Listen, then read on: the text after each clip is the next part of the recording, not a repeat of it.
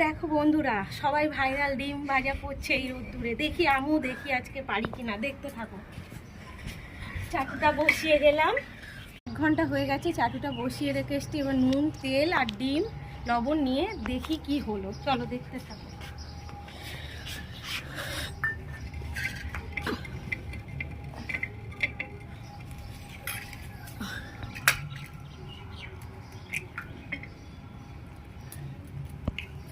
তেল দিয়ে ডিম দিয়ে দিয়েছি, নুন দিয়ে দিয়েছি। এবার আমি 1 ঘন্টা বাদে এসে দেখবো আমার ডিম ভাজাটা কেমন হলো। চলো বন্ধুরা, 1 ঘন্টা হয়ে গেছে। এবার দেখতে থাকি কি হলো ডিম ভাজাটা আমার। এই দেখো, সবে জমা ধরেছে জিনিসটা, কিন্তু এটা ভাজা হয়নি, এটা ওই হাফ বয়েল হয়ে গেছে।